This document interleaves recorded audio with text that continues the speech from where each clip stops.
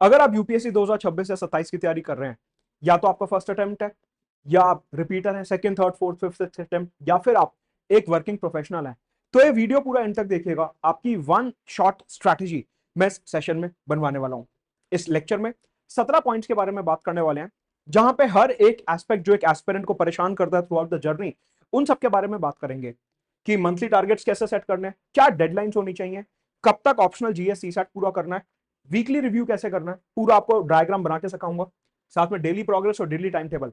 अगर आप full time aspirant हैं तो आपको कितने घंटे रोज पढ़ना है, और अगर आप एक वर्किंग प्रोफेशनल हैं तो आपको कितने घंटे रोज देने हैं, साथ में कितने सब्जेक्ट्स एक बार में पढ़ने हैं, एनसीईआरटी और स्टैंडर्ड बुक्स कैसे पढ़ने हैं, करंट अफेयर्स किस तरीके से कवर करने हैं, पीवाईक्यूज के साथ लिंकेजेस, प्री मेंस एसए कैसे होगा, क्योंकि हमें सिर्फ प्रीलिम्स नहीं निकालना, हमें मेंस और इंटरव्यू भी निकालना है।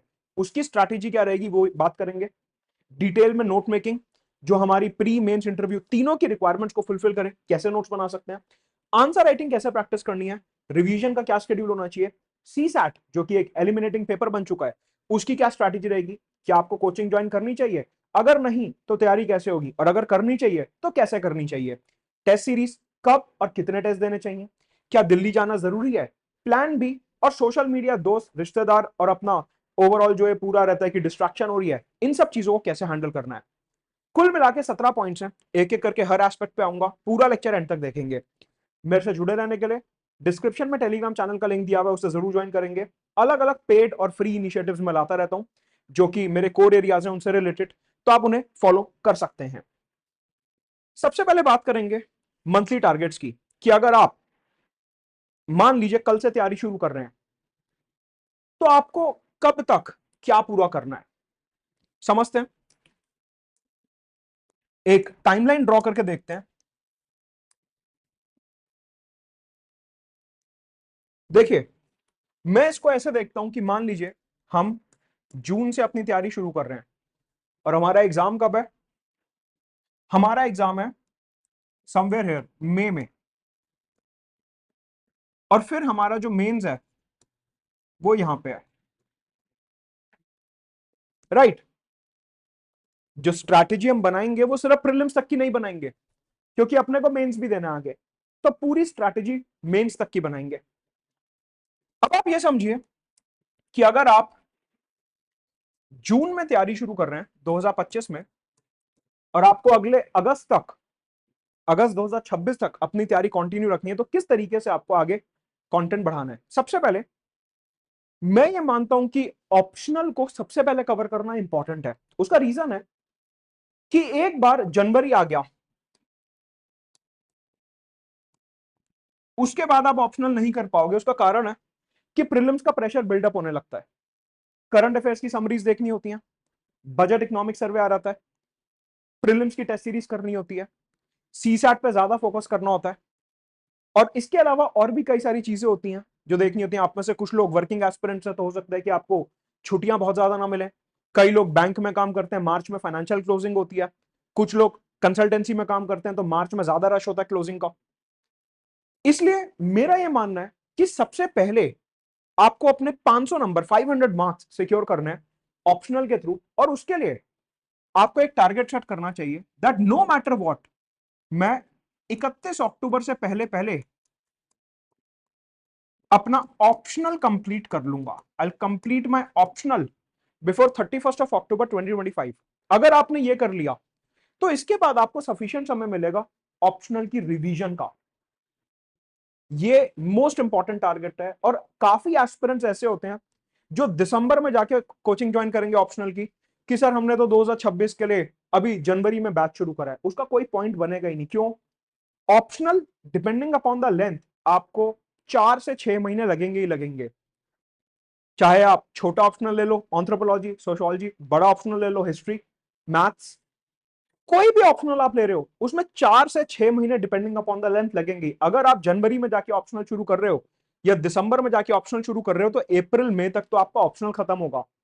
उसमें ना तो आंसर राइटिंग हो पाएगी ठीक से, क्योंकि प्रीलिम्स का प्रेशर होगा, ना ही आप रिवीजन कर पाओगे, क्योंकि प्रीलिम्स का प्रेशर होगा।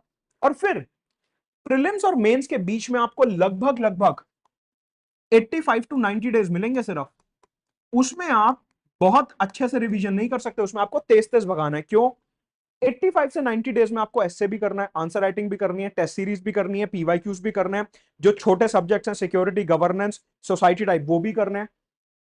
तो इसलिए इट इज ऑलवेज बेनिफिशियल कि आप ऑप्शनल को 31 अक्टूबर तक खत्म करो, नवंबर दिसंबर में उसकी एक सेकंड रीडिंग निकालो और काम खत्म। ऑप्शनल क्योंकि आपको कम से कम 300 से ऊपर का टारगेट बना के चलना है।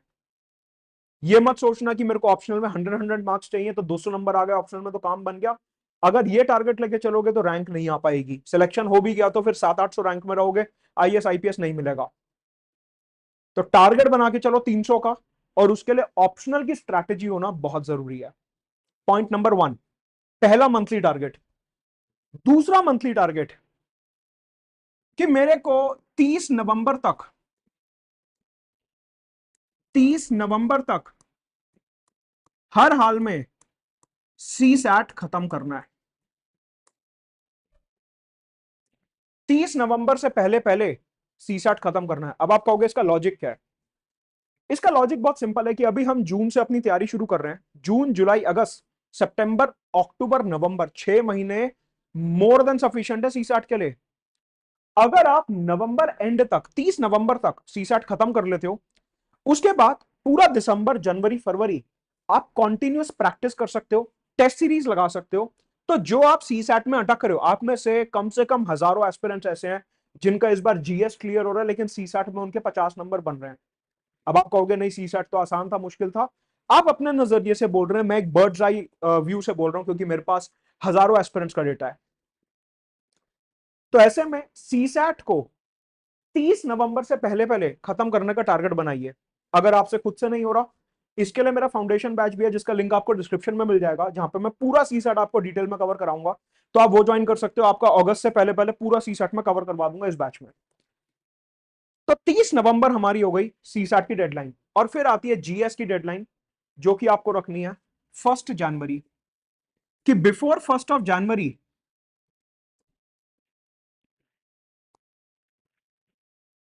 बिफोर 1 जनवरी मेरे को अपनी जीएस खत्म करनी है।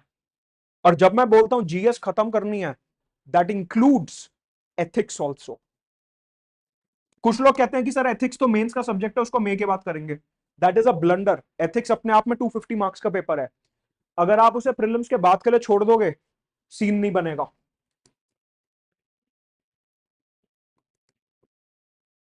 Including subjects of mains. 1 जनवरी 2026 एक सैक्रोसैंक्ट डेडलाइन आपको मान के चलनी है कि आपने 1 जनवरी 2026 से पहले अपनी जीएस खत्म करनी है, including society, international relations, governance, social justice, social issues, world history, post independence India, agriculture, science and tech, environment, जितने भी सब्जेक्ट्स हैं वो आपको 1 जनवरी से पहले पहले हर हाल में पूरे करने। समय काफी है, और इसलिए टारगेट दे रहा हूं क्योंकि समय काफी है। देखिए, अगर ये 3 डेडलाइंस आप मीट कर लेते हो, आपका 90% चांस सिलेक्शन का वहीं बन जाता है। Why? Because you are ahead of 95% aspirants. जो एस्पिरेंट्स अगस्त सितंबर में तैयारी शुरू करेंगे, वो मार्च में जाके तो ये सोचते हैं कि ऑप्शनल की कोचिंग कब से करनी है, सर अभी तो एक ही पेपर पूरा हुआ है। आपको उनसे आगे निकलना है। जो एस्पिरेंट्स फरवरी मार्च में जाके कहेंगे कि सिर्फ क्रैश कोर्स कर लेते हैं, उससे प्रीलिम्स तो निकल ही जाएगा, मेंस का बाद में देखेंगे, हमें उन लोगों से आगे निकलना है। जो एस्पिरेंट सीरियस है ही नहीं, हमें उनसे आगे निकलना है। अगर उनसे एक कदम आगे रहना है तो ये स्ट्रैटेजी फॉलो करनी पड़ेगी।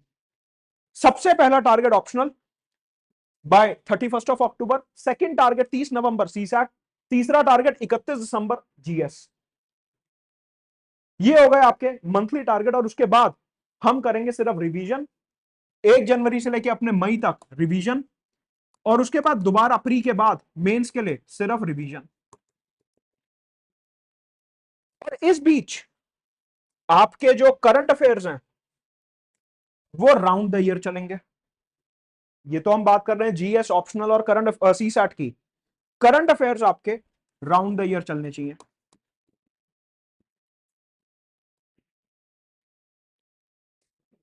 आजकल एक ट्रेंड आ गया मार्केट में कि करंट अफेयर्स अभी छोड़ दो, जनवरी में जाके देखेंगे, एक साथ कंपाइलेशन दे देंगे, अभी सिर्फ जीएस ऑप्शनल सी सैट पे फोकस करो। That is not the right way to cover current affairs. एक साथ इतने करंट अफेयर्स नहीं कर सकते।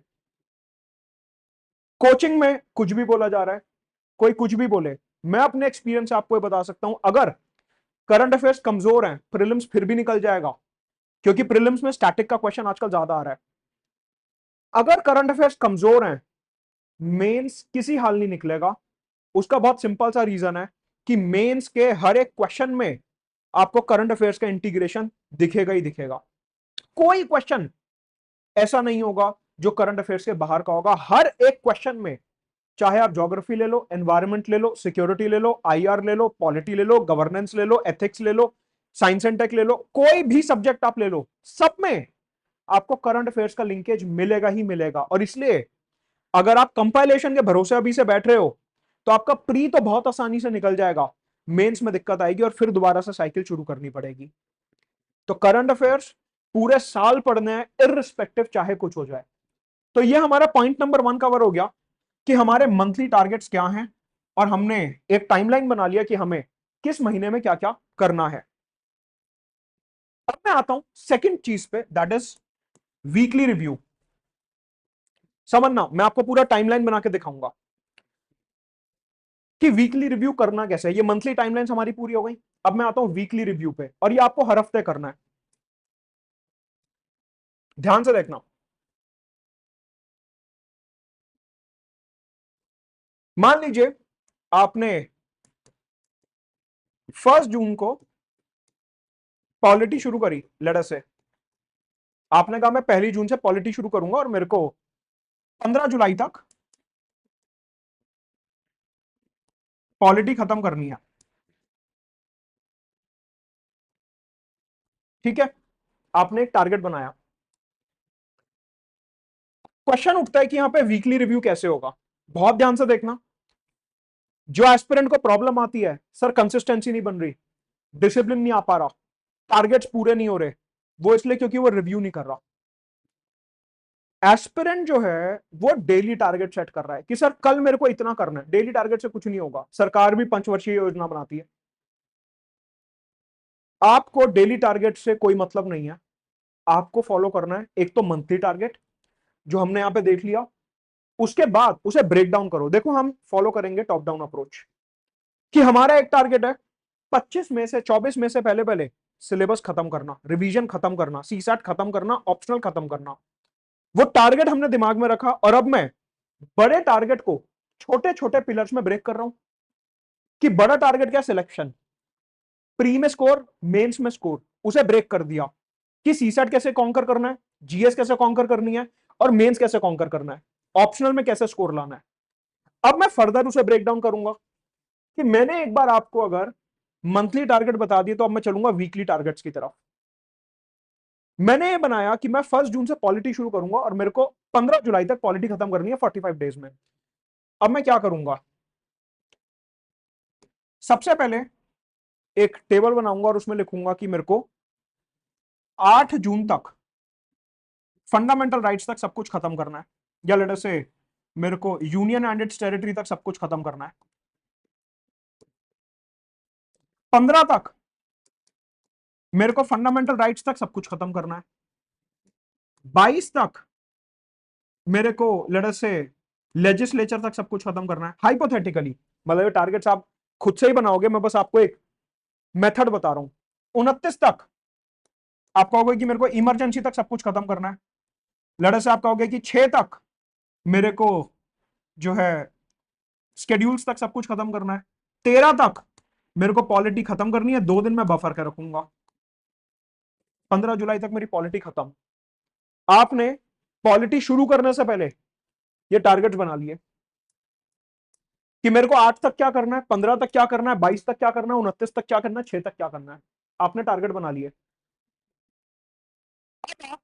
जब पॉलिटी शुरू कर रहे हो, हर रोज आप मॉनिटर करोगे कि क्या मेरा टारगेट पूरा हो रहा है, नहीं हो रहा, क्या मैं ऑन ट्रैक हूं या नहीं हूं। अगर नहीं हूं तो ज्यादा पढ़ना है, अगर हो रहा है तो ब्रेक ले सकता हूं। इस तरीके से ब्रेक्स की प्लानिंग की जाती है। ऐसा नहीं कि महीने में 2 दिन ब्रेक ले लो, हफ्ते में 3 दिन ब्रेक ले लो, 4 दिन ब्रेक ले लो, नहीं, ऐसे रैंडमली चीजें नहीं चलेंगी। You have to plan properly. कि आपने पहले बड़ा टारगेट सेट करा कि 15 जुलाई पॉलिटी का दिन है, उससे लेट नहीं होने दूंगा चाहे कुछ हो जाए। फिर बड़े टारगेट को छोटे टारगेट्स में ब्रेक करा। 8 तारीख तक मेरा यूनियन एंडेड टेरिटरी हो जाना चाहिए, भले मेरे को पूरी रात बैठना पड़ जाए, कोई दोस्त रिश्तेदार कॉलेज वगैरह इधर उधर कुछ हो जाए, मेरे को ये टारगेट मीट करना है। फिर देखना क्या मोटिवेशन आता है, रील बाजी की जरूरत नहीं पड़ेगी। जब ये टारगेट पूरा हो गया, रिव्यू करो कि क्या गलतियां हुई पिछले हफ्ते में।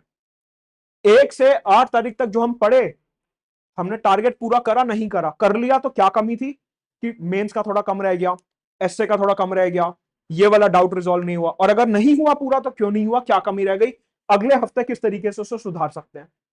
इस तरह से अगर आप चलोगे, मैं लिख के दे रहा हूं, आपको कोई आपके ट्रैक से हटा ही नहीं सकता। तो weekly review of targets is extremely important.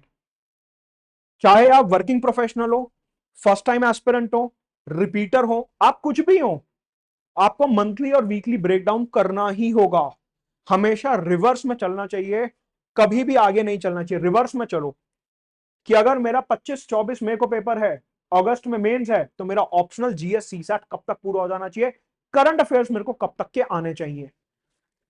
तीसरी बात, डेली टाइम टेबल, ये इंपॉर्टेंट है। मैं आपको पूरा टाइम टेबल बना के दिखाऊंगा कि किस तरह से हम अपना डेली टाइम टेबल, अगर आप एक फुल टाइम एस्पिरेंट है तो कैसे होगा, अगर आप एक वर्किंग प्रोफेशनल है तो आप अपना टाइम टेबल कैसे बना सकते हैं। दो बातें ध्यान रखनी है डेली टाइम टेबल बनाने से पहले। एक, आपको रोज 12 घंटे नहीं पढ़ना है, कोई पढ़ ही नहीं सकता। हाँ, एग्जाम में 1 हफ्ता रह गया तो 12 घंटे पढ़ना पड़ेगा, लेकिन वो 1-2 हफ्ते की बात है। अगर आप लंबी रेस का घोड़ा बनना चाहते हो कि मैं पूरे साल कंसिस्टेंट रहूं, तो 8 घंटे रोज एवरेज या 9 घंटे एवरेज मोर देन सफिशिएंट है।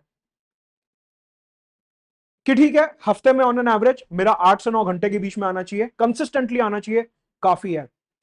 अगर आपको कोई बोल रहा है कि बेटा पूरे साल 12 घंटे पढ़ना पड़ेगा, पूरे साल 15 घंटे पढ़ना पड़ेगा, दूर हो जाना। या तो उन्हें पैटर्न नहीं पता, या वो एक फोमो क्रिएट करने की कोशिश कर रहे हैं, या वो आपके दिमाग के साथ खेल रहे हैं। 8 से 9 घंटे कंसिस्टेंटली मोर देन सफिशिएंट है। वर्ड है कंसिस्टेंटली। ये मत सोचना कि आज 8 घंटे पढ़ लिए, अब अगले महीने 8 घंटे पढ़ेंगे, फिर अगले महीने 8 घंटे पढ़ेंगे, सर ने तो कहा था 8 घंटे काफी है। 8 घंटे काफी नहीं है, कंसिस्टेंटली 8 घंटे काफी है। दो बातों में फर्क है। मैं ये नहीं कह रहा कि आप 8 घंटे पढ़ो, नो, आप कंसिस्टेंटली 8 घंटे पढ़ो। कि अगर आज आप 6 घंटे पढ़े हो, तो कल उसे बैलेंस करने के लिए आपको 10 घंटे पढ़ना पड़ेगा। अगर आज आप 9 घंटे पढ़ लिए, तो कल आप 7 घंटे पढ़ लो, बैलेंस हो गया। एवरेज 8 घंटे आना चाहिए, कंसिस्टेंसी से 8 घंटे आना चाहिए। इसको मॉनिटर करो कि रोज कितने घंटे पढ़ रहे हो, पहली बात। दूसरी बात, जो आपका पूरा दिन होता है उसको स्लॉट्स में डिवाइड करना काफी इंपॉर्टेंट है। कुछ एस्पिरेंट्स कहते हैं कि जोश जोश में मैं पूरा दिन आज सिर्फ ज्योग्राफी पढ़ूंगा, नहीं, ऐसे नहीं होगा काम।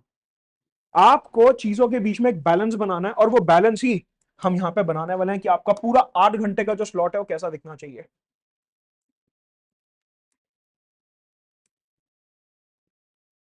बाकी मेरे को कमेंट में बताते रहना, अगर कोई और पॉइंट है जो आपको लगता है रह गया है, या आपकी कोई और क्वेरी है, वो डाउट्स लेके मैं उसके ऊपर अलग से एक लेक्चर बना दूंगा। तो मेरे को कमेंट्स में बताते रहना कि क्या लग रहा है।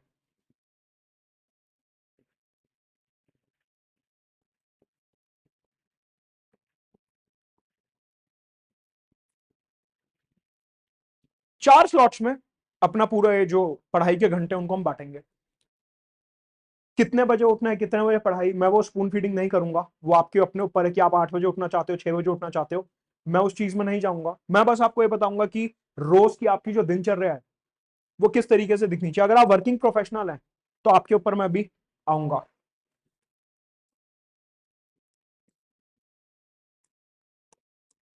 स्लॉट नंबर 1,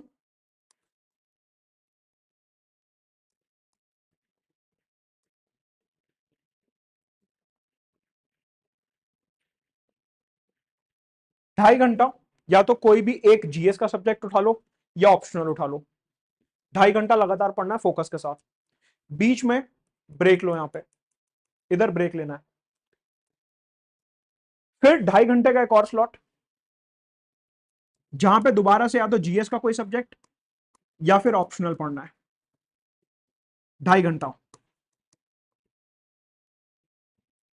ये दोनों स्लॉट आपके मोस्ट इंपॉर्टेंट स्लॉट्स हैं क्योंकि ये सबसे ज्यादा प्रोडक्टिव स्लॉट्स हैं।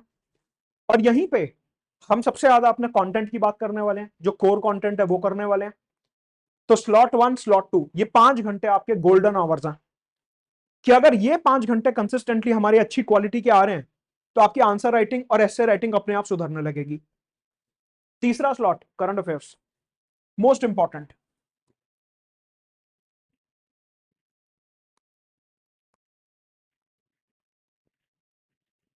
2 घंटे। अब यहां पे कुछ एस्पिरेंट्स होते हैं जिनको ये होता है कि क्या पाकिस्तान भारत पे युद्ध करेगा, क्या चाइना का जासूस पकड़ा जाएगा, क्या भारत बांग्लादेश पे कब्जा कर लेगा, क्या भारत श्रीलंका को ध्वस्त कर देगा, कुदरत के कहर से कांपा किम जोंग अन। इस टाइप की जो न्यूज है that is not current affairs, वो बकवास है। यूट्यूब इस टाइप की जेम्स बॉन्ड वीडियो से भरा हुआ है। ये जो IR डिप्लोमेसी, जेम्स बॉन्ड 007 और अजीत डोभाल लेजर वीडियो, S J शंकर लेजर वीडियो, इन सबसे इंटरनेट भरा हुआ है। That is not current affair, that is absolutely bizarre, बकवास है। करंट अफेयर्स का मतलब है कि एग्जाम में क्या क्वेश्चन बन रहा है, साइंस टेक्स से, एनवायरमेंट से, पॉलिटी से, लॉ से, जो लीगल अफेयर्स होते हैं, सोशल इशू से मेंस में क्या बन रहा है, सोशल जस्टिस से मेंस में क्या बन रहा है। IR इज इंपॉर्टेंट, लेकिन ये जो रील बाजी चलती है लेजर आई वाली, वो IR नहीं पूछी जाती एग्जाम में। प्लेसेस इन न्यूज क्या है, मैप्स कैसे करने हैं, कौन सा साइक्लोन कहां पे आ गया, किस तरीके की अर्थक्वेक टेक्टोनिक प्लेट एक्टिविटी चल रही है, ये करंट अफेयर्स आपको करने हैं। और उसके लिए आपके पास 2 घंटे हैं, PhD नहीं करनी। कुछ एस्पिरेंट्स क्या करते हैं, आजकल चैट जीपीटी का सहारा हो गया, कोई करंट अफेयर मिला उस पर PhD करनी है, ग्रॉक चैट जीपीटी पे डाल देंगे कि बता मेरे को इसके बारे में, और फिर उसके अंदर सवाल जवाब चलते रहते हैं। 4 घंटे कब यहां निकल के पता ही नहीं चला। ये वाला स्लॉट भी खराब हो गया और चौथा स्लॉट भी खराब हो गया। तो करंट अफेयर्स रिस्ट्रेन्ड तरीके से करना है आपको, एग्जाम की रिक्वायरमेंट को ध्यान में रखते हुए कि किस तरीके का PYQ बन रहा है, प्री और मेंस में किस तरीके का सवाल बन रहा है, क्या रिक्वायरमेंट है क्वेश्चन की, उसको ध्यान में रखते हुए करंट अफेयर्स करने हैं। और फिर आता है स्लॉट नंबर 4, 1 घंटे का। यहां पे क्या करना है, मोस्ट इंपॉर्टेंट स्लॉट है, 30 मिनट रिवीजन और 30 मिनट CSAT। ये आपको डेली करना है, चाहे कुछ हो जाए। इसकी इंपॉर्टेंस आपको समझ आएगी प्रीलिम से एक दिन पहले। अगर रिवीजन नहीं कर रहे तो ऊपर जो पढ़ रहे हो उसका कोई पॉइंट नहीं है। अगर CSAT नहीं कर रहे तो GS में आप 200 में से 150 ले आओ, कोई पॉइंट नहीं है। CSAT में 40 से ऊपर नहीं आएंगे जो लेवल चल रहा है। 30 minute revision, 30 minute CSAT daily करना ही करना है, चाहे ऊपर कुछ मत करो, लेकिन ये जरूर करना है। इसकी इंपॉर्टेंस आपको प्रीलिम्स और मेंस दोनों से पहले समझ में आएगी। ऑफ कोर्स मेंस में CSAT नहीं आता, प्रीलिम से पहले रिवीजन CSAT की और मेन से पहले रिवीजन की इंपॉर्टेंस आपको समझ आएगी कि ये स्लॉट में क्यों स्ट्रेस कर रहा हूं। अगर रिवाइज नहीं कर रहे तो जो ऊपर पढ़ रहे हो वो बेकार है, भूलते जाओगे। और अगर CSAT नहीं कर रहे तो ऊपर जो पढ़ रहे हो वो बेकार है, वो गिरता जाएगा। ये समझो बिल्डिंग है और ये बिल्डिंग की नींव है। अगर ये बिल्डिंग की नींव कमजोर हो गई तो ऊपर कितनी भी माले बना लो, बिल्डिंग गिरेगी ही गिरेगी। तभी मैंने इसको लास्ट में लिखा है, this is the backbone of the building, this is the base of the building. ये कमजोर हो गया तो ऊपर कुछ नहीं बन पाएगा। और आप देखो एक बैलेंस्ड टाइम टेबल है 8 घंटे का, कि GS भी हो रही है, ऑप्शनल भी हो रहा है, करंट अफेयर्स भी हो रहे हैं, CSAT रिवीजन भी हो रहा है।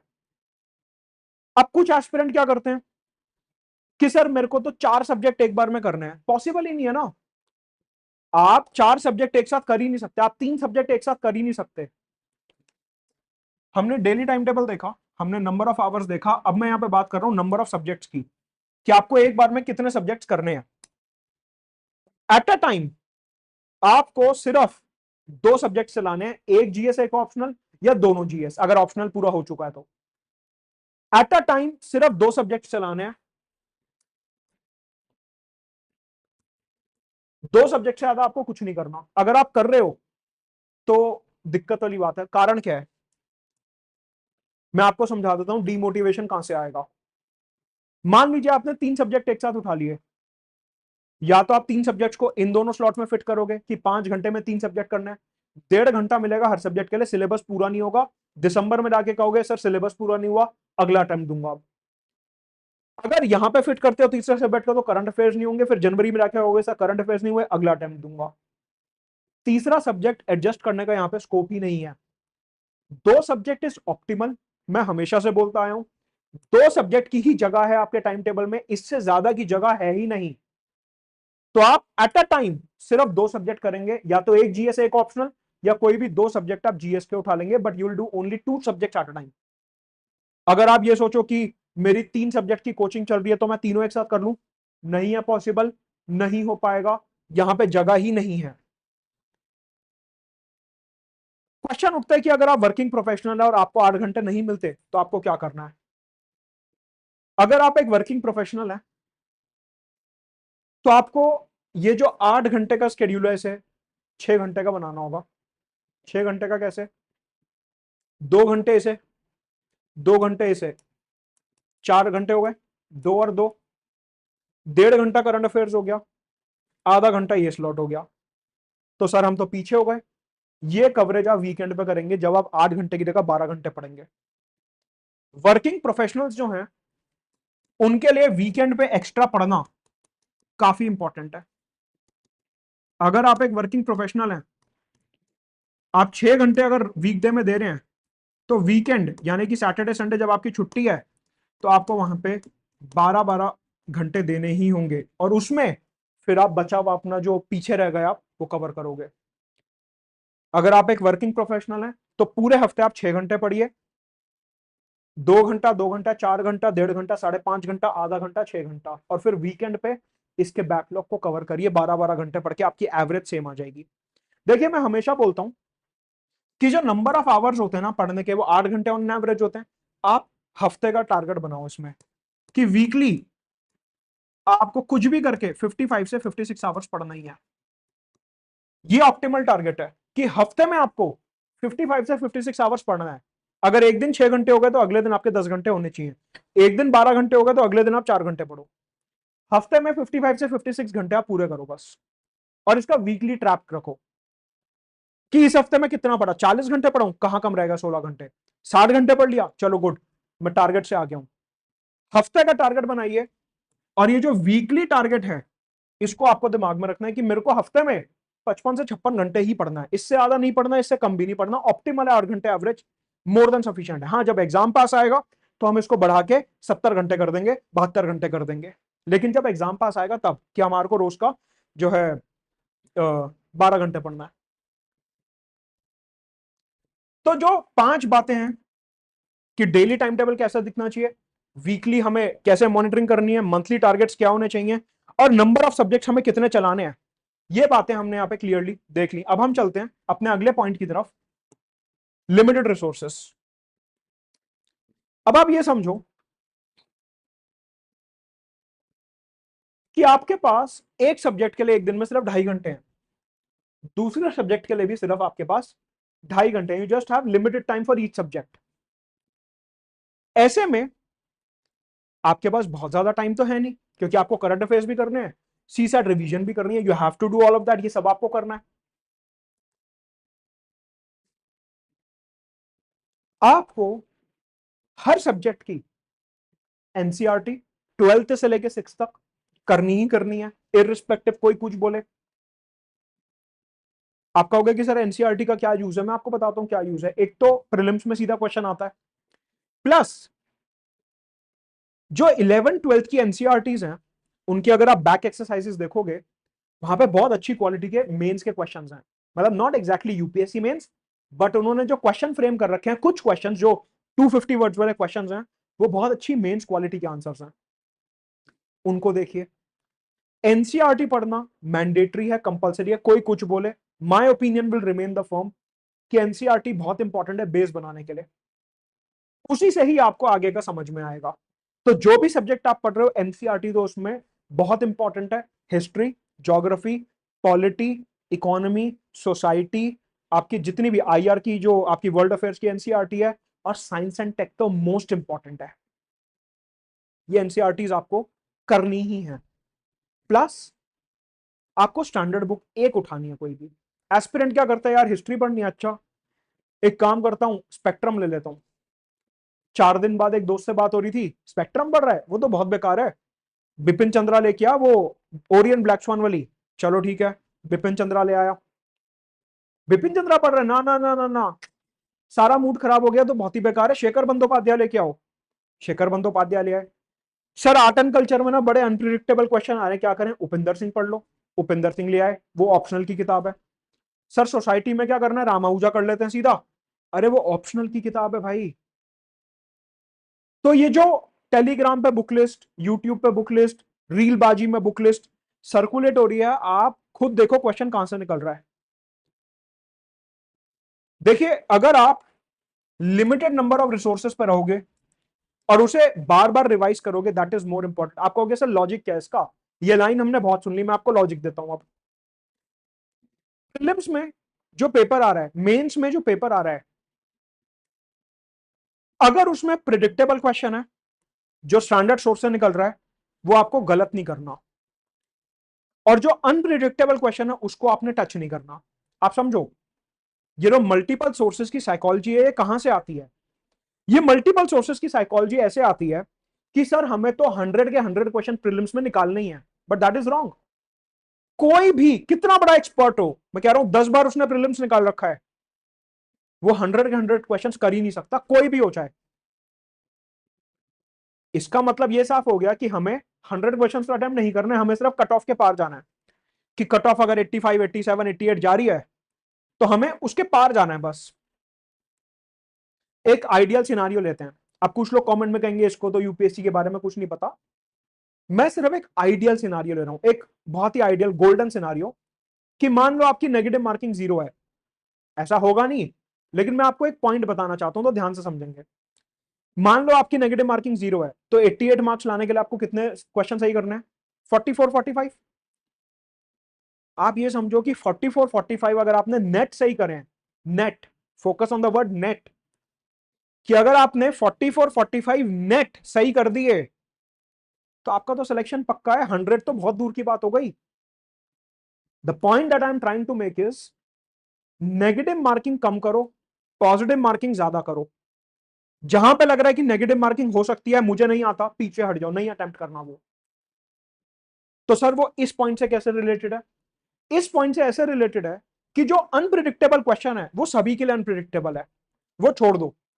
और जो प्रिडिक्टेबल क्वेश्चन है जो स्टैंडर्ड सोर्सेज से आ रहा है, वो गलत नहीं होना चाहिए। एस्पिरेंट उसको भी गलत करके आ रहा है, इस वजह से वो प्रीलिम्स की रेस से बाहर हो जा रहा है।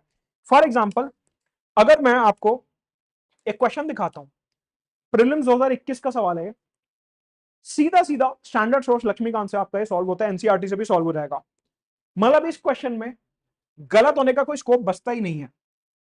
सिमिलरली 2020 में एक क्वेश्चन आया था, अगेन हमें पता है कि बेसिक स्ट्रक्चर जो कॉन्स्टिट्यूशन में नहीं डिफाइंड है, हमें पता है वर्ड जुडिशियल रिव्यू कॉन्स्टिट्यूशन में नहीं दिया हुआ, कॉन्सेप्ट दिया हुआ, सिर्फ स्टैंडर्ड सोर्सेज में सारी बातें लिखी हुई हैं।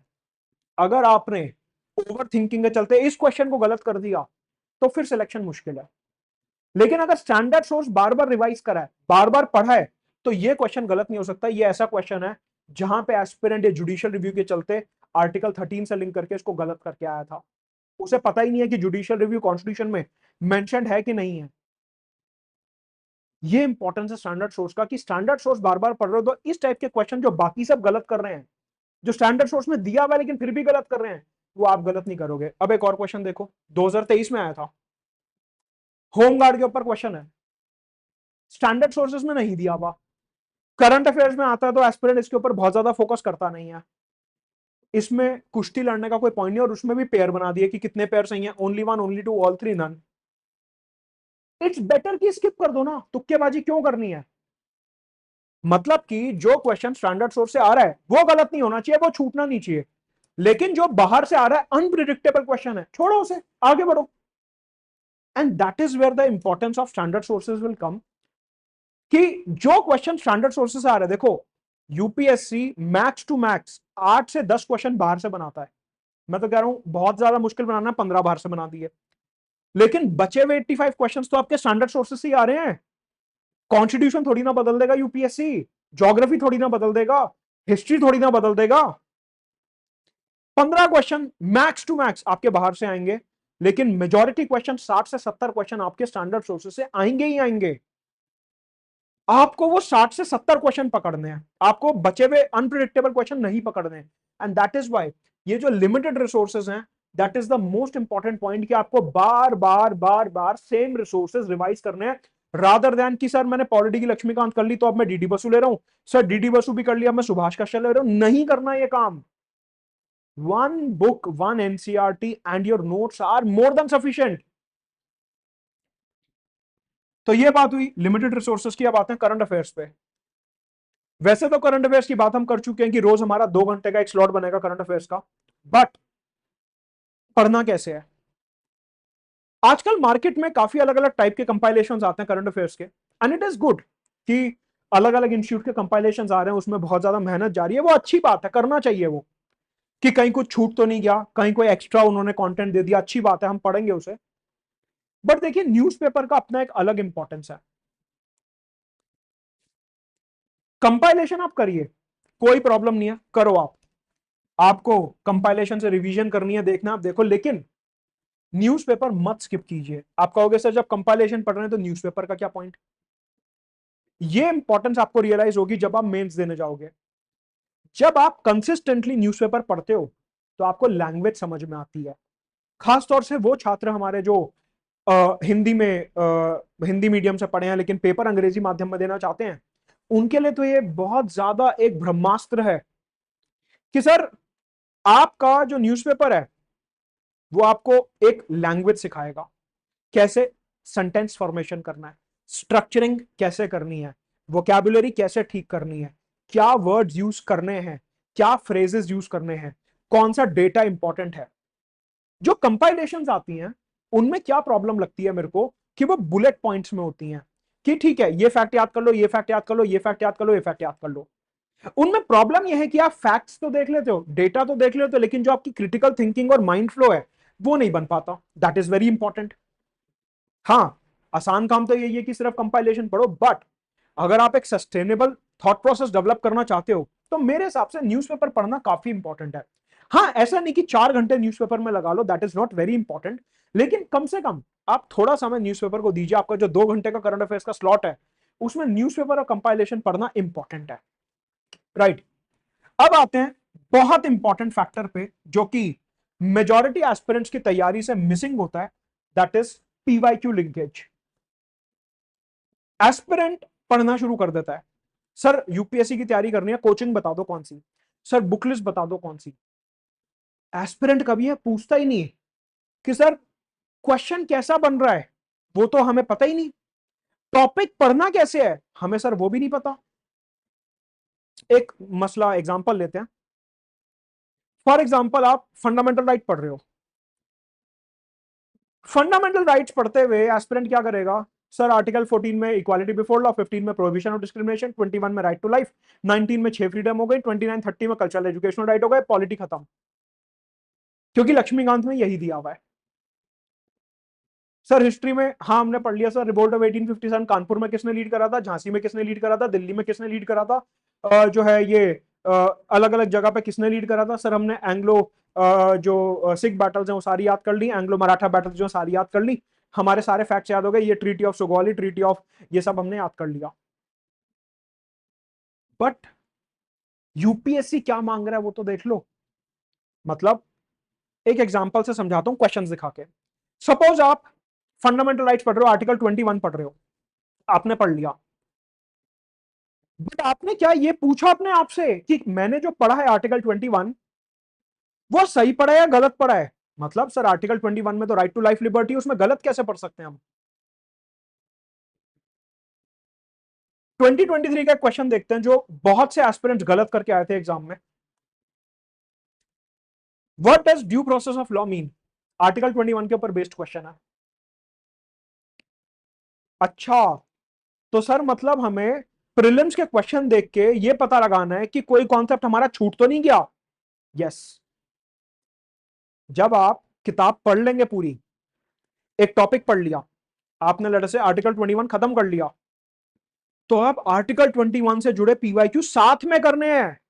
ये नहीं कि पहले पूरी पॉलिटी करेंगे फिर पीवाईक्यू करेंगे, नो, पहले टॉपिक, चैप्टर भी नहीं, टॉपिक। चैप्टर में तो बहुत सारी चीजें होती हैं, पहले टॉपिक पूरा करो कि 21 पूरा हो गया, हाँ हो गया। अब उसके सबसे पहले प्रीलिम्स के पीवाईक्यू देखो कि यूपीएससी ने क्या क्या ऑप्शंस बना रखे हैं, उन ऑप्शंस का मतलब क्या है, option analysis is extremely important for UPSC कि अगले साल इन्हीं ऑप्शंस में से क्वेश्चन बन सकता है। ये एक यूपीएससी का पैटर्न रहा है और इसलिए जो भी आप टॉपिक कर रहे हो उसके प्री के पीवाईक्यू साथ के साथ देखो। पॉइंट नंबर 1 कि प्रीलिम्स के पीवाईक्यू हमें साथ में देखने हैं। पॉइंट नंबर 1 ये हो गया हमारा। पॉइंट नंबर 2, एक बार आपकी संतुष्टि हो गई, यू आर सेटिस्फाइड कि हां मेरे प्री के पीवाईक्यू सारे कवर हो चुके हैं, उसके बाद आप जाओगे मेंस के पीवाईक्यू पे। सर साथ में ही? यस, साथ में ही जाना है। तभी तो पता चलेगा कि तैयारी हुई है या नहीं हुई है। आपने सिर्फ प्रीलिम्स थोड़ी ना निकालना है, आपने प्री मेंस इंटरव्यू साथ में निकालना है। आजकल कोचिंग्स अपना टाइम बचाने के लिए करते हैं कि सर पहले प्री की तैयारी करा देंगे, मेंस की तैयारी बाद में कराएंगे, उसके बाद एसए की तैयारी अलग कराएंगे, आंसर राइटिंग अलग कराएंगे। तैयारी इतनी ज्यादा ब्रेक हो जाती है। उसका लॉजिक है, कोचिंग्स इस माइंडसेट से चलते हैं कि यार पहले प्रीलिम्स जो है 99% बच्चों का नहीं होना, उन्हें सिर्फ प्रीलिम्स का कंटेंट दो, मेंस उन्हें पढ़ाओ ही मत। अभी क्यों? टीचर के पर घंटे की कॉस्ट ज्यादा आ जाएगी।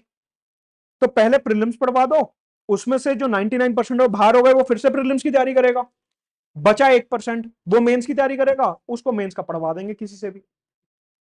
इस वजह से प्री मेंस की तैयारी आजकल कोचिंग्स में सेग्रीगेट होके होती है कि अपनी कॉस्टिंग वगैरह काफी चीजों को ध्यान में रखते हुए ये एक कोचिंग ने जो है मॉडल्स बनाए हैं। But in my opinion that is not the very correct way to study things. कि अगर आप आर्टिकल 21 कर रहे हो, आप ये कैसे बता सकते हो कि प्रीलिम्स का आर्टिकल 21 कौन सा है और मेंस का आर्टिकल 21 कौन सा है? आप कैसे बताओगे? कहां लिखा है ये कि हाँ ये तो प्रीलिम्स का आर्टिकल 21 है और ये मेंस का आर्टिकल 21 है? हाँ, अब ये तर्क दिया जा सकता है कि हमने भी तो इतने बार इंटरव्यू दिया, इतनी बार सिलेक्शन लिया है, तो हमने भी इतने सिलेक्शंस निकाले, हर साल निकालते हैं, तो तुम हमें चैलेंज करोगे। बट पॉइंट ये है कि जिनका सिलेक्शन निकल रहा है वो कौन से अटेम्प्ट में निकल रहा है, वो खुद कौन से बैकग्राउंड से आते हैं। हो सकता है वो पॉल साइंस बैकग्राउंड से उन्हें ये सब आता हो सकता है कि वो बहुत अच्छे स्कूलिंग बैकग्राउंड से, हो सकता है उनके खुद के पेरेंट्स सिविल सर्वेंट्स हो। ऐसा बहुत होता है कि जो कैंडिडेट सिलेक्ट हो रहा है उसका क्या बैकग्राउंड है, क्या ब्रिंगिंग है, वो कौन से स्कूल कॉलेज से पढ़ा है, सबका सेम तो हो नहीं सकता। हो सकता है वो बहुत ज्यादा ब्राइट हो, हर स्टूडेंट तो ब्राइट नहीं हो सकता, कुछ हमारे ऐसे एवरेज भी होंगे।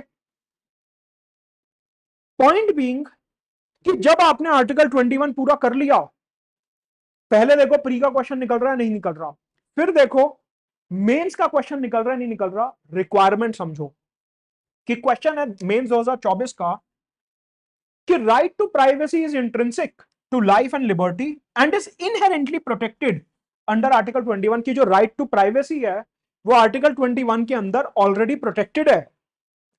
सर ये तो समझ ही नहीं आया क्वेश्चन क्या है। नहीं आएगा, क्यों? क्योंकि यहां पे हमें डायमेंशंस ऑफ प्राइवेसी के बारे में लिखना है कि हमारी फिजिकल प्राइवेसी क्या है, डेटा प्राइवेसी क्या है, इंफॉर्मेशन प्राइवेसी क्या है, डिसीजन प्राइवेसी क्या है, हमारी कम्युनिकेशन प्राइवेसी क्या है। फिर उसे आगे लिंक करना है डेटा प्रोटेक्शन लॉ से, आईटी एक्ट से, आईपीसी इंडियन पीनल कोड से। उसे आगे लिंक करना है आपके जो अलग अलग आपके अरेस्ट और प्रिवेंटिव डिटेंशन के लॉज हैं उनसे।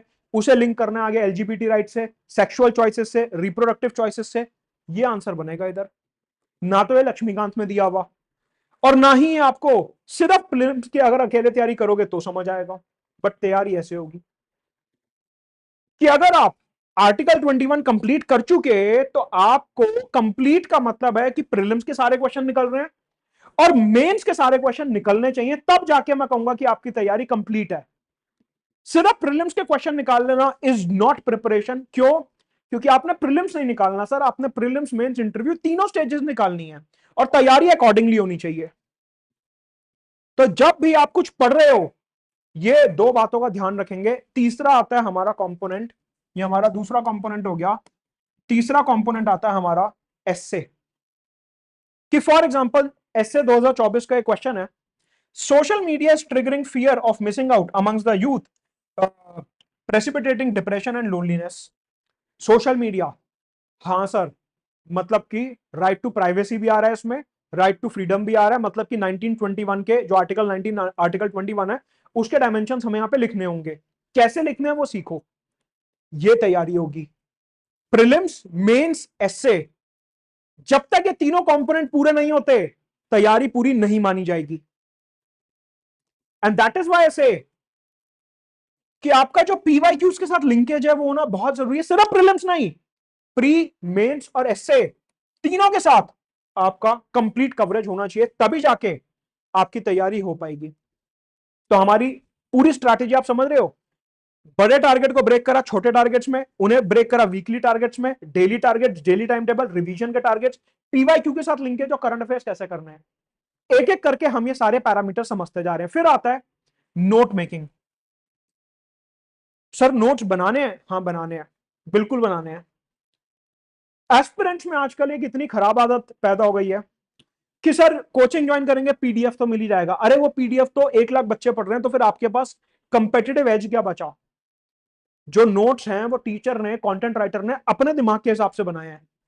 आपको इस टाइप का जो क्वेश्चन अटेम्प्ट करना है, डायमेंशंस ऑफ प्राइवेसी, मैं ओपन चैलेंज दे रहा हूं, 99% कोचिंग्स जो हैं उनके जो फाउंडेशन के नोट्स हैं उसमें आप मेरे को दिखा देना अगर आपको डायमेंशन ऑफ प्राइवेसी मिल जाए, तो नहीं मिलेगा। क्योंकि जो नोट्स हैं वो सिंपली किताबों के कॉपी पेस्ट हैं, एनसीईआरटी के, लक्ष्मीकांत के, स्पेक्ट्रम के, जीसी लियोंग के कॉपी पेस्ट हैं। लेकिन यूपीएससी जो पूछ रहा है उनकी रिक्वायरमेंट अलग है। You just can not only rely upon the notes of coaching, आपको खुद से एक एक्स्ट्रा एफर्ट यहां पे डालना होगा, नहीं तो नहीं बात बनेगी सर। हाँ ये है कि नोट मेकिंग आपको जो करनी है वो आप शॉर्ट में करोगे, लिमिटेड तरीके से करोगे। जो आपको नोट मेकिंग करनी है ये नहीं कि पूरी किताब लिख दी, नहीं, जितना छोटा नोट होगा, जितना शॉर्ट नोट होगा उतना बेटर है। नोट मेकिंग हमेशा आपकी शॉर्ट में होनी चाहिए, ऑलवेज इन शॉर्ट, हमेशा छोटे तरीके से आपकी नोट मेकिंग होनी चाहिए। इसके ऊपर मैं अलग से एक लेक्चर लूंगा कि मैं आपको क्वेश्चंस दिखाऊंगा, बुक के स्क्रीनशॉट वगैरह ले लूंगा, मैं आपको दिखाऊंगा कि अगर आपके सामने पेज है या न्यूज़पेपर है तो उसकी नोट मेकिंग कैसे होती है। इसके ऊपर मैं एक वीडियो बनाऊंगा नोट मेकिंग के ऊपर। बट तैयारी करते हुए नोट्स बनाना जरूरी है, शॉर्ट नोट्स जो अपने प्री और मेंस दोनों में काम है। जो नोट मेकिंग करनी है सिर्फ प्रीलिम्स की नहीं करनी, वो प्री और मेंस दोनों की करनी है। That should be for pre and mains both. Answer writing, I believe answer writing day one से नहीं हो सकती। पहले दिन से आप आंसर राइटिंग शुरू नहीं कर सकते कि अगर आपने पॉलिटी उठाई और आप सोच रहे हो कि आप ये क्वेश्चन डे वन पे लिख लोगे, लिख ही नहीं सकते, पॉसिबल ही नहीं है, ह्यूमनली पॉसिबल नहीं है। आंसर राइटिंग यूजुअली तब करनी चाहिए जब आपका 50 से 60% एक सब्जेक्ट पूरा हो गया, कि जब आप रोज अपने सुबह के 5 घंटे, याद करो time table, 2 subject 2 subject 2 subject 2 subject कर रहे हो, जब आपका एक सब्जेक्ट 50 से 60% पूरा हो जाए तब आंसर राइटिंग शुरू करो।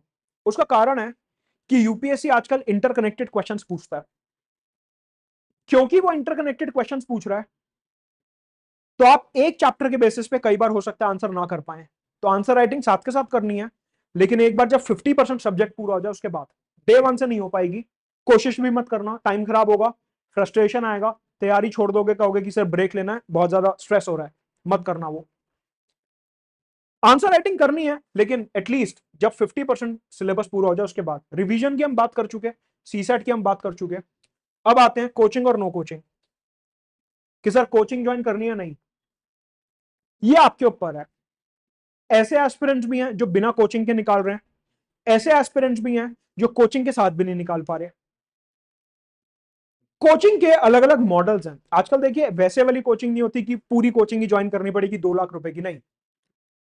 आपके हर प्रॉब्लम के लिए मार्केट में एक सोल्यूशन अवेलेबल है। आपको लग रहा है आपकी आंसर राइटिंग वीक है, उसका अलग कोर्स अवेलेबल है। आपको लग रहा है पॉलिटी आईआर वीक है, मेरा कोर्स अवेलेबल है पॉलिटी आईआर का, लिंक नीचे डिस्क्रिप्शन में डाल दूंगा। अगर पॉलिटी आईआर सीसैट कमजोर है तो नीचे डिस्क्रिप्शन में देख सकते हो, मॉड्यूल्स अवेलेबल हैं। अगर लग रहा है सब कुछ ही वीक है, पूरी कोचिंग ज्वाइन कर लो, कोई दिक्कत नहीं है। अगर लग रहा है कि सिर्फ थोड़े थोड़े पोर्शंस वीक हैं तो सिर्फ उस डेडिकेटेड सब्जेक्ट की कोचिंग ज्वाइन कर लो। तो ये पर्सनल कॉल होगा कि कोचिंग लेनी या नहीं लेनी। मतलब इस माइंडसेट में नहीं रहना कि बिना कोचिंग के नहीं होगा, हो सकता है, बिल्कुल हो सकता है। अगर आप कंसिस्टेंटली मेहनत कर रहे हो 100% बिना कोचिंग के हो सकता है, इसमें कोई दो राय, कोई शक नहीं है। फॉर एग्जाम्पल आपने हिस्ट्री ऑनर्स करा हुआ है, बीए हिस्ट्री करा हुआ है, हिस्ट्री आपकी मजबूत है, आपको हिस्ट्री की कोचिंग लेने की जरूरत नहीं है, क्यों टाइम खराब करना वहां पे।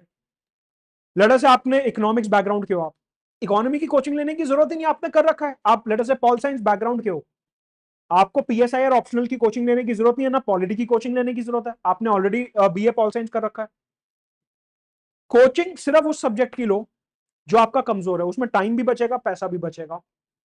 क्योंकि अगर आप पूरी कोचिंग ले रहे हो तो उसमें क्या प्रॉब्लम हो रही है आजकल कि कोचिंग्स अपने अलग अलग मॉडल ला रहे हैं कि ये मेरा XYZ प्रोग्राम है, ये बाद में शुरू होगा, ये मेरा YZ प्रोग्राम है, ये बाद में शुरू होगा, ये मेरा ABC प्रोग्राम है, ये मैं अभी कराऊंगा। तो उसमें आप कोचिंग के हिसाब से चल रहे हो, वेराज तैयारी आपको करनी है अपनी रिक्वायरमेंट के हिसाब से। फॉर एग्जाम्पल, मान लीजिए आपका सीसेट कमजोर है, आपने कहा सर सीसेट मेरे को पहले करना है, कोचिंग ने टाइम टेबल बना रखा है कि मैं कराऊंगा दिसंबर में, तो अब आप कोचिंग की वजह से दिसंबर तक थोड़ी ना वेट करोगे कि हाँ मैं तो अब फंस गया पैसे देके, दिसंबर में करूंगा। अगर आपकी रिक्वायरमेंट आज की है तो आप आज करोगे उसे। आपको लग रहा है कि आपके सीसेट में 20-30 नंबर 40 नंबर बन रहे हैं, तो आप तो आज ही प्रैक्टिस करना शुरू करोगे ना, आप दिसंबर तक क्यों वेट करोगे। सो पॉइंट बीइंग कि कोचिंग के गुलाम मत बनो, अपनी रिक्वायरमेंट के हिसाब से प्रोडक्ट चुनो कि जो रिक्वायरमेंट, अगर लग रहा है कि करंट अफेयर्स वीक है तो करंट अफेयर्स का ही मॉड्यूल ज्वाइन करो, अगर लग रहा है सब कुछ वीक है खुद से हो ही नहीं पाएगा तो फिर फुल फ्लेजेड कोचिंग ज्वाइन करो, वो भी अवेलेबल है, बिल्कुल करो। तो पॉइंट यह है कि यहां पे आपको अपने आप से पूछना है कि क्या मेरा एक सब्जेक्ट कमजोर है, क्या मेरा सब कुछ कमजोर है, या क्या मैं खुद से कर लूंगा, क्या मेरे पास अवेलेबल फाइनेंसेस हैं, क्या मेरे पास अवेलेबल टाइम है, क्या मेरे को कोचिंग का जो टाइम टेबल है वो फॉलो करना है, या मेरे को अपना टाइम टेबल फॉलो करना है। अकॉर्डिंगली आप जो है यहां पे डिसीजन लेंगे। फिर आता है टेस्ट सीरीज। दो तरीके की टेस्ट सीरीज होती है, प्रीलिम्स और मेंस की। मैं वापस अपनी टाइमलाइन पे चलता हूं जो हमने ड्रॉ करी थी। देखिए, जब आपकी जनवरी में पूरी जीएस खत्म हो जा रही है, उसके बाद यहां पे जनवरी मिड में आप टेस्ट सीरीज ज्वाइन कर सकते हैं प्रीलिम्स की। मेंस की टेस्ट सीरीज अभी नहीं करनी, मेंस की टेस्ट सीरीज हम करेंगे प्रीलिम्स के बाद। यहां पे मेंस टेस्ट सीरीज हम ज्वाइन करेंगे जून 2026 में, वो हम यहां पे ज्वाइन करेंगे।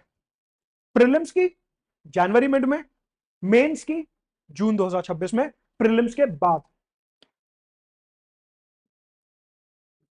टेस्ट कितने देने हैं मेंस के? तो देखो, आप जितने टेस्ट दो उतने कम है, जितने ज्यादा टेस्ट लिख पाओ उतना अच्छा है। प्रीलिम्स में मैं ये मानता हूं कि जीएस में 15 टेस्ट काफी है, और सीसैट में भी 12 से 15 test are more than sufficient. तो अगर आप इतना कर रहे हो तो that is more than sufficient. Test series जो है आप जनवरी और प्रीलिम्स के बाद प्री और मेंस रिस्पेक्टिवली ज्वाइन कर सकते हैं। ऑप्शनल की भी आप जो है टेस्ट सीरीज अपना प्रीलिम्स के बाद ही ज्वाइन करेंगे, ऑप्शनल की भी आप यहीं पे ज्वाइन करेंगे। फिर आता है दिल्ली जाना है नहीं जाना। दिल्ली में कुछ नहीं है, मतलब लग रहा है कि आके रहना है, देखना है, देख लो एक बार आके। आजकल हर प्रोडक्ट, हर कोर्स, हर सर्विस, हर बुक, हर रिसोर्स, हर टीचर ऑनलाइन अवेलेबल है। अगर आप अपने घर में रह रहे हैं, पढ़ाई कर रहे हैं, तो वहां रह के आप अच्छे से पढ़ाई करिए, खर्चा भी बचेगा, घर के पास भी रहोगे, डिस्ट्रैक्शन से भी बचे रहोगे। दिल्ली आके सबसे बड़ी डिस्ट्रैक्शन होती है, राजेंद्र नगर की गलियों में जाके देख लेना। शुरुआत होती है लाइब्रेरी से, नंबर एक्सचेंज होंगे कि हाँ सर हम साथ में पढ़ाई करना चाहते हैं, फिर वीकेंड के प्लान बनने लगेंगे, फिर वेकेशन के प्लान बनने लगेंगे, फिर यहां वहां इधर उधर स्ट्रेस हो रहा है, चलो घूमने चलो, चाय के अड्डे पे मिल लो, डिस्ट्रैक्शंस बढ़ती जाएंगी। पॉइंट नंबर 1, ऑफ कोर्स अपने ऊपर होता है कि हम कितना अपने ऊपर कंट्रोल रखते हैं, लेकिन एक मेजर चंक दिल्ली आके इन चीजों में फंस जाता है। अगर आप घर में कंफर्टेबल हो, इंटरनेट कनेक्शन सॉलिड है, उतना ही चाहिए, हर एक चीज आपको ऑनलाइन मिलेगी। दिल्ली में किसी टीचर के पास आपसे पर्सनली मिलने का टाइम नहीं है।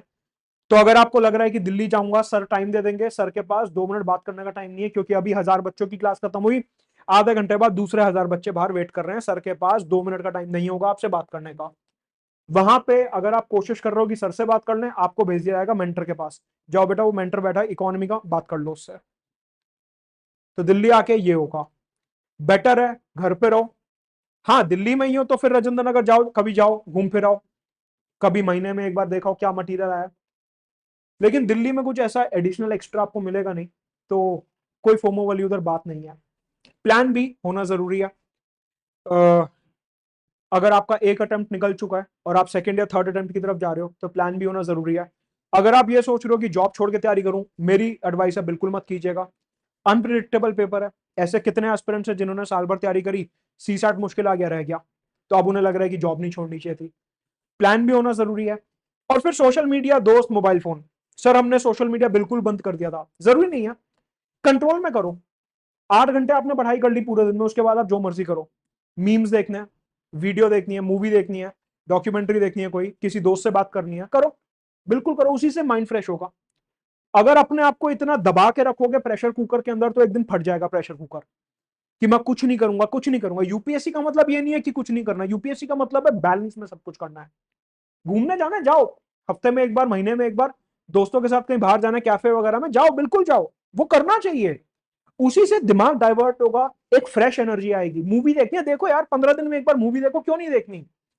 थोड़ा दिमाग डाइवर्ट होगा, प्रेशर रिलीज होगा, that is important, that is a normal life, you are not doing anything extraordinary. दोस्त से बात करनी है, टाइम फिक्स कर लो, 15 मिनट बात करेंगे, ब्रेक में बात करेंगे, पढ़ाई छोड़ के मैं किसी से बात नहीं करूंगा। सोशल मीडिया करना, करो। हाँ, ये मत करो कि रात को शुरू हुए वो लेजर आई और वो पीछे जो है सिग्मा मेल वाली रील चल रही है, स्क्रॉल करते गए सर कब सुबह 4 बज गए पता नहीं चला, ये नहीं होना चाहिए। अगर ऐसा हो रहा है तो फोन दूर रख दो। नहीं हो रहा, कंट्रोल में है कि हाँ यार 5 मिनट देखूंगा, मेरे को वो कॉमेडियन बहुत पसंद है, 2 रील देख लूंगा, मजा आ जाएगा, सो जाऊंगा चैन से, बिल्कुल करो, करना भी चाहिए। सोशल मीडिया कोई खराब चीज नहीं है, कंट्रोल में करो। अनलिमिटेड सोशल मीडिया खराब चीज है। अननेसेसरी किसी भी इन्फ्लुएंसर को फॉलो मत करो। तो ये है अपना 1 साल का प्लान, टाइम टेबल। मेरे को कमेंट्स में बताएंगे कि आपके कोई और डाउट्स अगर आंसर्ड है, आपको स्ट्रैटेजी कैसी लगी। पॉलिटी आईआर सी सैट के मेरे बैचेस अवेलेबल हैं, डिस्क्रिप्शन में लिंक है, ज्वाइन करेंगे।